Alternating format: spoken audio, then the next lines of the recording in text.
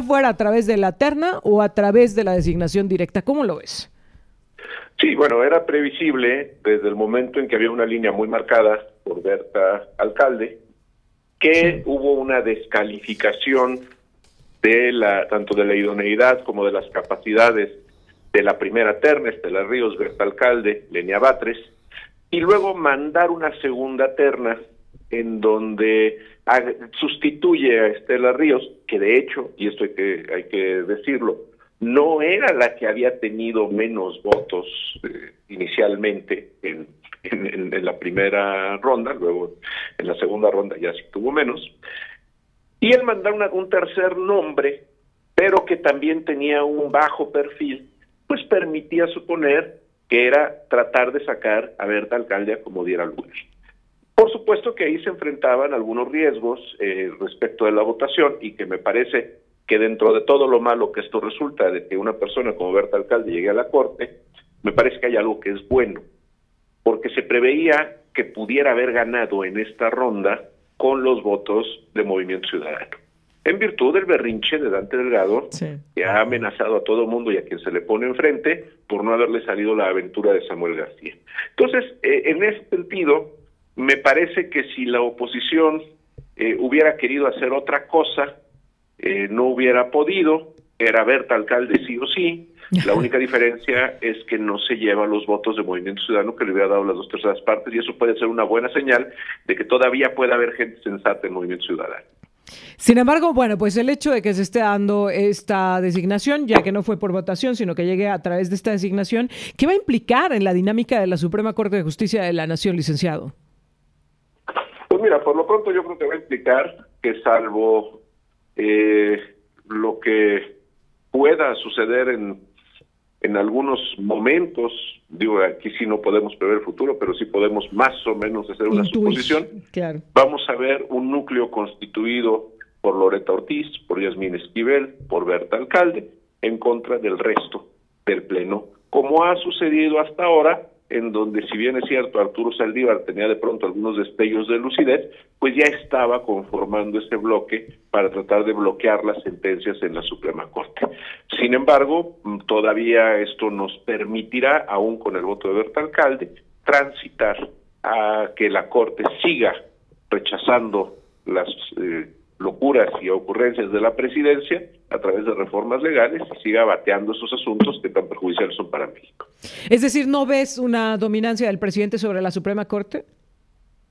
Fíjate que, a ver, por supuesto que es importante, y sí hay un intento de dominio, porque no perdamos de vista que a Arturo Saldívar le quedaba un año y que renuncia sin causa justificada, aunque hayan dicho lo contrario, porque prácticamente lo que dijeron es que tiene causa justificada, pero se lo guarda en su pecho y no tiene por qué decirla. El hecho del retiro de Saldívar es evidentemente una jugada para permitir que López Obrador nombrara un ministro de la Corte. Entonces, sí hay presencia del presidente de la Corte, sí hay manejos del presidente para tratar de controlar a la Corte, sí. ¿Participó el cínico y descarado de Arturo Saldívar en eso? Sí. ¿Y Berta Alcalde podrá tener los alcances para significar ese control en la Corte? Yo creo que no. Yo creo que todavía hay esperanza de que se pueda rescatar al máximo tribunal. Todavía hay esperanza. Oye, pero el presidente le sigue haciendo el pleito a la Suprema Corte de Justicia de la Nación, ¿no? Va a acudir al informe de la ministra presidenta. A ver, el presidente le sigue haciendo el pleito a cualquiera que se le ponga enfrente, que le diga que no a cualquier cosa, ¿no? Es más, yo quiero pensar que si acaso en algún momento de su ocupado día en el Palacio Nacional, donde termina la mañanera y se va a desayunar y se desocupa, alguien le dijera que no, lo corre. O sea, es decir, él no permite un disenso.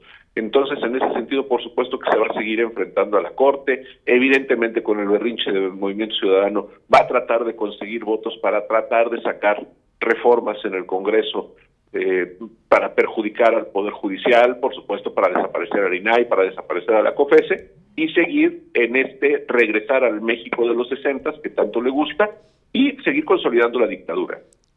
Licenciado, tengo que hacer una pausa, Pero vamos a regresar para platicar además de lo que está sucediendo también en la Fiscalía General de la Ciudad de México, en donde pues están en una situación pues bastante compleja, me parece, para Morena. Si en el caso de la Suprema Corte podríamos decir que el presidente se salió con la suya, creo que en el caso de la Fiscalía de la Ciudad de México no les están saliendo bien las cosas a Morena. Y por supuesto también de lo que está sucediendo en la escena política. Si me lo permites, licenciado, vamos a una pausa y regresamos. Estamos de regreso y estamos platicando con el licenciado Jorge Chezal. Parecía que Ernestina Godoy tenía todo planchado, que era cuestión de trámite su ratificación al frente de la Fiscalía General de la Ciudad de México. Sin embargo, lo que estamos viendo es que no fue tan fácil, no fue fácil, que ahora Morena y sus aliados lo que pretenden es llevarse este tema pues ya para el próximo año, ya pasar y terminar este mes sin meterlo a la agenda. La oposición quería que hoy se retomara la discusión, sin embargo, pues Morena, al ver que no le dan los números, prefirió no hacerlo así. Licenciado, pues ¿qué está pasando en el Congreso de la Ciudad de México? Que le están cobrando las facturas a Ernestina Godoy de todas las arbitrariedades y canalladas que ha cometido.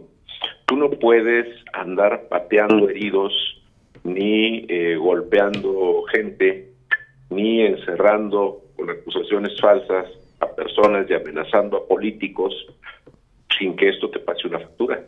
Y Ernestina Godoy ha sido de las cosas más nefastas que le han pasado a la Ciudad de México en Procuración de Justicia.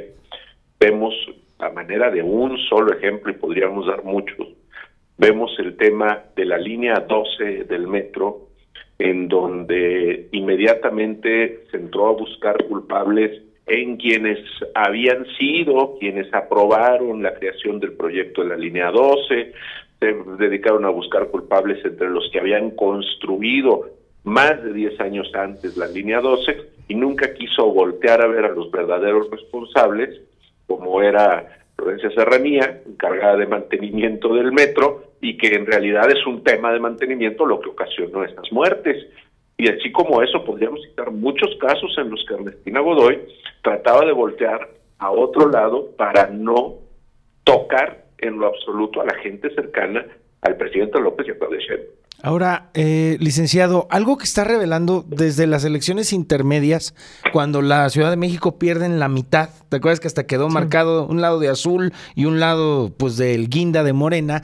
Pareciera que la Ciudad de México dejó de ser ese epicentro de la izquierda y empezaron un poco a perder sus dominios, incluso el lugar en el que está, los lugares más importantes de la Ciudad de México, está Palacio Nacional, que es la delegación Cuauhtémoc, la perdieron. Es decir, que poco a poco se está viendo la capacidad de maniobra medio que se está perdiendo en la capital del país del régimen actual. Fíjate, yo creo que sí, Jonathan, y yo creo que sí, efectivamente esa elección intermedia fue muy notoria cómo la ciudad se parte en dos. El oriente por un lado, partidarios de Morena, el occidente por otro, partidarios de otros partidos, de otras opciones políticas. Yo sí creo que han perdido el control. El tema es muy sencillo. Lo que pasa es que la gente de Morena, los participantes de la vida política de Morena en la Ciudad de México, les gusta el pillaje, les gusta el arrasar con a donde llegan. Y entonces en ese sentido pues, se convirtieron en alcaldías que no atendían los reclamos de la ciudadanía, anteriormente delegaciones, y que simplemente se aprovechaban ellos de ese ejercicio, de ese cargo. Manipulaban a la gente, evidentemente, para tratar de conseguir votos. Tenemos ahí movimientos sociales en la Ciudad de México donde de pronto se ocupaban inmuebles, el gobierno no hacía nada para tratar de evitar eso, se ponía en riesgo la propiedad privada, el crecimiento de las mafias en la Ciudad de México, y no estoy hablando de narcotráfico, estoy hablando de mafias plenamente constituidas y funcionales en áreas de la economía de la Ciudad de México, como tiene que ver con el recoger la basura, o como tiene que ver con incluso la distribución de agua, etcétera, en donde son líderes de estos grupos delincuenciales que pertenecen o participan con Morena. Entonces, evidentemente, sí, en la Ciudad de México han ido perdiendo ese control porque la gente se está rebelando a ese régimen delincuencial en la Ciudad de México. Ahora, independientemente de que se lleven esta discusión para el próximo año, pues vamos a tener que estar pendientes de lo que suceda, pero yo también te quiero preguntar sobre el tema de lo que está sucediendo en el Tribunal Electoral del Poder Judicial de la Federación, porque es otro de los asuntos que hoy nos tiene y otra de las instituciones que en el momento clave, en el momento fundamental, pues está en medio de una crisis ante la salida de Reyes Rodríguez, que se dará a finales de este mes, en un acuerdo con quienes pedían su renuncia, licenciado. ¿Cómo nos deja esto, no solo al tribunal, sino cómo deja esto en el escenario de la elección que ya está en curso? A ver, el caso del tribunal es un caso paradigmático de infiltración del poder público y de intento de una toma de control a la mala. ¿Qué es lo que sucede? A ver, Reyes Rodríguez puede no ser la persona más simpática del mundo en esas relaciones interpersonales con sus compañeros magistrados, pero tampoco es ese fenómeno de maldad que quieren decir los que están en contra de él. Simple y sencillamente, lo que sucede es que hay un posicionamiento, se están cobrando algunas facturas. Recordemos al magistrado Villets, aquel magistrado que fue retirado del cargo y que luego Reyes llegó a sustituir, y había conflictos internos, y ahora se dice que, y esto evidentemente así se menciona en algunos medios nacionales, que lo que sucede es que los magistrados que están en contra de Reyes Rodríguez no tienen la conciencia muy tranquila, y que hay fiscalías presionando a su conciencia para que desestabilicen al Tribunal Electoral. En primer lugar, recordemos que tiene que tener 7 miembros y solo tiene 5, porque el Senado de la República, en ese intento de controlar a las instituciones democráticas del país, no ha nombrado los dos magistrados que faltan. Por otro lado, se dice que de estos 3 magistrados en contra de Reyes Rodríguez, pues insisto, tienen la conciencia no muy tranquila y entonces por eso se posicionan así. Hay un acto muy evidente, y es un acto que pone de manifiesto también, me parece, esa cercanía del Poder Ejecutivo al conflicto, que es el informe de Reyes Rodríguez en la Suprema Corte de Justicia de la Nación. Porque a ese informe no fueron los 3 magistrados disidentes, los 2 Felipes y la magistrada Mónica Soto, y entonces dejaron los lugares vacíos. Y la respuesta para no haber ido es que tenían agendado un desayuno. Entonces, me parece que es bastante simbólico porque también es un desaire a la Suprema Corte. Claro. No solo desairaron a Reyes Rodríguez, sino también a la Suprema Corte. Reyes fue a dar el informe del tribunal, no de él. Claro. Y sin embargo, 3 integrantes del tribunal no fueron. Y hasta lo presumieron claro en redes sociales, que estaban ahí desayunando muy a gusto.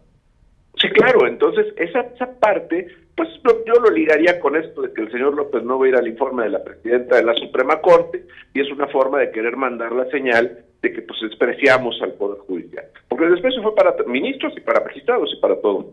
Entonces, perdón, a mí sí me parece que hay ese manejo perverso para tener el control del Tribunal Electoral, que a fin de cuentas va a ser el que va a resolver la elección del año próximo.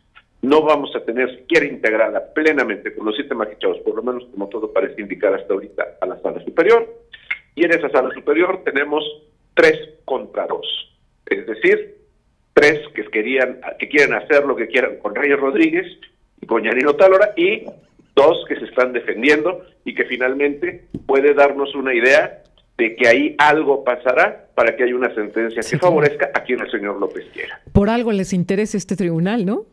También algo están previendo de cómo se va a dar la elección, que les interesa tener cooptado el tribunal. Finalmente, licenciado, te decía, es que son un montón de temas esta semana, qué difícil elegir qué platicar contigo, porque no quiero dejar fuera el tema de los organismos autónomos, que también, por cierto, están muchos porque no se han hecho los nombramientos correspondientes, y donde el presidente dijo, pues, ¿para qué los queremos? Vamos a eliminarlos de una vez por todas, y ha amagado con que será una de las iniciativas que el próximo año estará impulsando. Que porque no sirven. No sirven, dice el presidente, licenciado. Mira, te voy a dar nada más un ejemplo, y no me voy a referir al INAI, me voy a referir a la COFESE, la Comisión Federal de Competencia. Durante muchos años, el tema del control de monopolios, de prácticas monopólicas, estaba en el Poder Ejecutivo, a través de la Secretaría de Comercio y Fomento Industrial, ahora Secretaría de Economía, con una estructura en donde evidentemente tienes una estructura vertical, donde el presidente pues, es el jefe supremo, luego viene el secretario, luego vienen los directores generales, luego los jefes de departamento, y evidentemente sujeto a un régimen de burocracia. Y no porque no estoy siendo despectivo con la palabra burocracia, simplemente me refiero a que tienen unos horarios, tienen unos procedimientos, tienen unos tiempos que están marcados de manera general para toda la administración, y los tiempos de la Secretaría de Comercio y Fomento Industrial eran los mismos que la Secretaría de Turismo, de la Secretaría de Hacienda o de la Secretaría de Ecología, de cualquiera de ellos. La materia de economía requiere acciones profundas, requiere acciones imparciales, sobre todo porque puede haber intereses enormes en todo lo que es la discusión de las prácticas monopólicas o de los aspectos de generación de monopolios. Por eso se pensó en una institución independiente.